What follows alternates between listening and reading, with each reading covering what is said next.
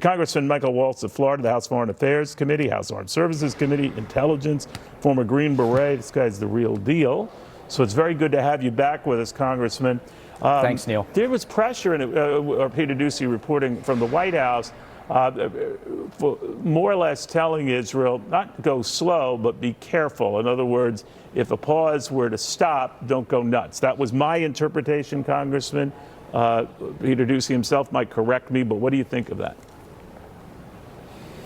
Well, Neil, I think there's three, maybe four kind of pieces of this. One is the obvious, get the hostages out. Hamas is going to continue to buy time by trickling these hostages out. That gives them time to refit, resupply, reorganize after the Israeli offensive and present themselves on the international stage in the propaganda and the PR war as humanitarians, as benevolence, which is pretty incredible, but that's what they're doing to some effect. The next piece is what happens in southern Gaza. That's what you see the administration trying to influence.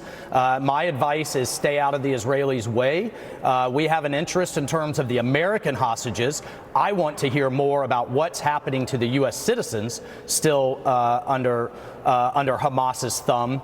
But what will happen in southern Gaza? And then the big unanswered question is, post-Hamas, what does it look like? Is this a UN force? Is it an Israeli occupation? Is it some type of Gulf Arab multinational military? Is it the Palestinian Authority? That seems to be the big question. And then finally, Neil, and this is the crux of it all roads lead back to Iran. And until this administration reverses course on Iran, this is all going to continue to happen, whether it's a year from now or 5 years from now. Well, us House Republicans are taking action. We are voting today to sanction the $6 billion that went for the hostage exchange and make sure that money, whether it's fungible or not, however you want to argue it, is not used to further terrorism. We're learning, as you were speaking there, Congressman, 30 Palestinians are going to be released today. Part of this continuing exchange. It's looking like about 10 hostages when all is said and done on the Israeli side. And that continues what has been a ratio something like 3-to-1, Palestinians released versus Israelis released. I don't know the breakdown of those Palestinians, whether they were all in jail or just being monitored by the government, but it is a little lopsided. What do you make of it? Well, I think it's incredibly lopsided, and how we've come to this ratio of, the worth of an Israeli life versus the worth of a Palestinian life, I don't know. But I can tell you, aside from the numbers, these are literally babies, children, elderly women that Hamas snatched out of their homes after brutalizing their families in front of their eyes, versus criminals that worked through an Israeli court system. So it's not just the numbers; it's the offense, of which there was none, versus some have been stabbing offenders, people that have bombed bus stations and conducted other types of terrorism. So that's the issue too. But I think the bigger piece: Hamas took these hostages. The Taliban does it. ISIS does it. They do it. The Iranians do it for hostage diplomacy, to gain concessions, to buy time, and they're literally using these people's lives to gain their objectives. And it's not just Israeli lives; they're doing it with their own people, with the human shields that they're using, and we should call it out at every turn. Congressman, I had former Ambassador Gillerman on with me, and like other Israeli officials, I had a spokesman for Benjamin Netanyahu on the day before. And to a man or woman, sir, they've been saying the same. Even if the United States tells us to cool it, we won't.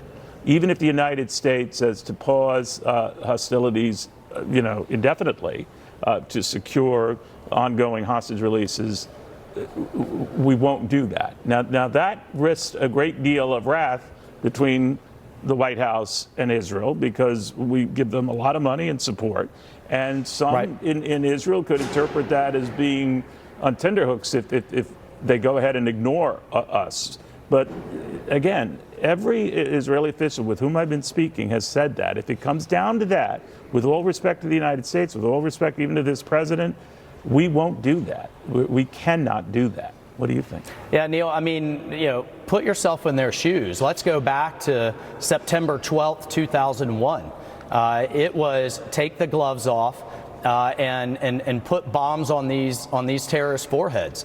I have had to go into schools and hospitals getting shot at by terrorists hiding behind civilians, and we literally lost men, lost American soldiers trying to go room to room, when the much easier thing would have been to do, frankly, was just eliminate the entire building. So I have every confidence that the IDF, as an army that follows the laws of the rules and rules of warfare, will do everything they can, not only from a human rights standpoint to avoid civilian casualties, but they know it's being used against them in the global propaganda war. The Israeli military knows that, their political leadership knows that. I just don't see why we feel the need to go into their war cabinet, why Secretary of State Blinken feels the need to go into their war cabinet and lecture them about human rights when the abusers are on the other side of that wall in Gaza. And that should be what we hear from Blinken, from Biden, and the entire administration, is continuously and constantly calling out the terrorists for who and what they are. But Senator Cotton on the Sunday shows was right. It seems like we're putting more pressure on the Israelis than we are on Hamas or their backers in the UN or the anti-Semites on the left. You know, at the rate we are going, Congressman, we could see 10 hostages released every day on the Israeli side. I'm off a little bit, but, you know, after today we'll have maybe 190 hostages that we know of still in Hamas hands, or some of their private operatives. We don't know.